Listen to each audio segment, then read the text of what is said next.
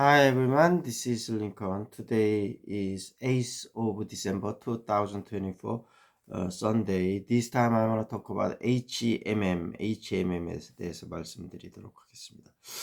HMM의 일단 3개월치 주가 흐름을 보면 15,000원에서 19,000 박스권에서 움직이고 있고요. 금요일 날은 1.15% 좀 떨어졌었고요.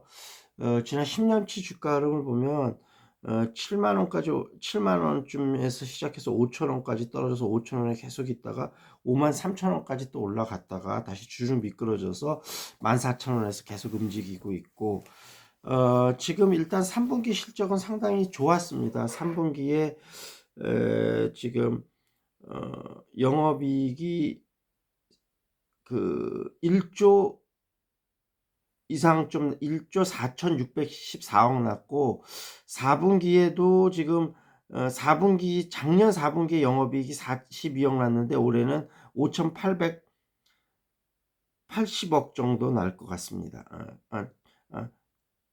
7,580 7,588억 정도 날 것 같습니다. 그래서 작년보다는 실적이 상당히 좋고, 그래서 올해 연간 영업이익이 원래는 2조 6,350억 정도 될 거라고 생각이 됐는데 지금 3조 2천억 원이 좀 넘는 것으로 그렇게 될 것으로 생각이 돼서 HMM이 뭐 실적이 좀 당분간 나쁘지는 않을 것 같아서 당분간은 박스권에서 움직이면서 조금 우상향할 수도 있을 것 같다.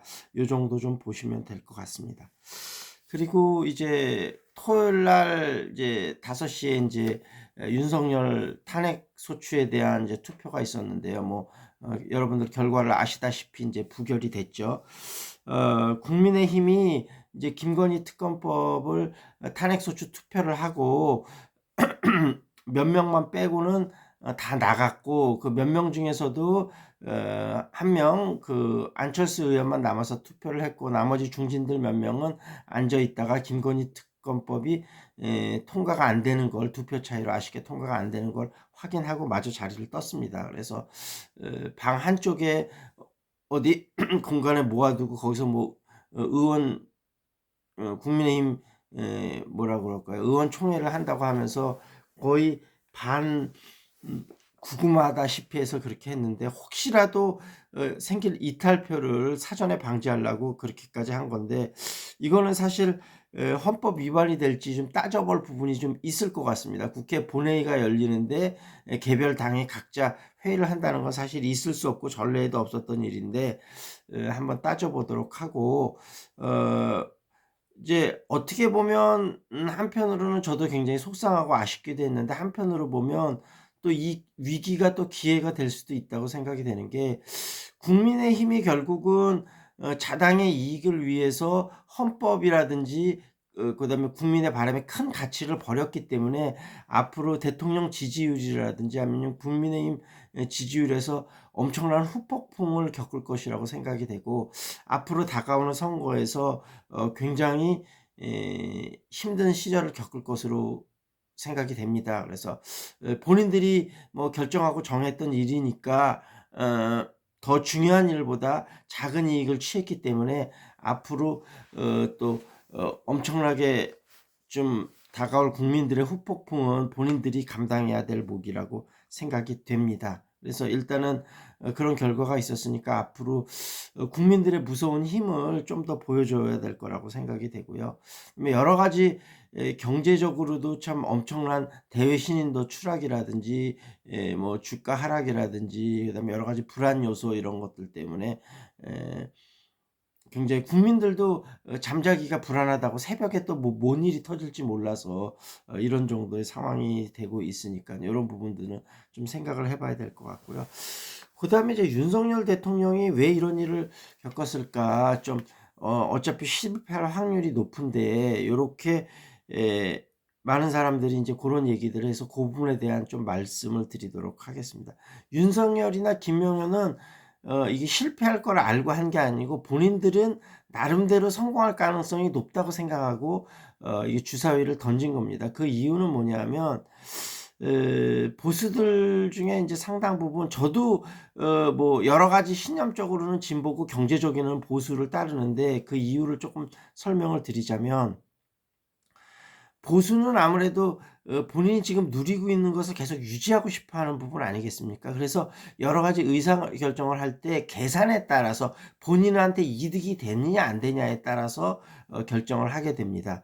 그리고 진보는 옳은 것이 무엇이냐 이 가치를 따지게 되는데 여기서 하나 좀 함정이 있는 거가 사실은 둘 다 보완 관계에 있는 거지 어느 거 하나가 무조건 옳다고 얘기할 수는 없습니다. 그래서 진보가 옳다고 생각하는 것들을 했는데 실제 결과에서는 전혀 다르게 오는 경우를 제가 이제 말씀을 한번 드려 볼게요.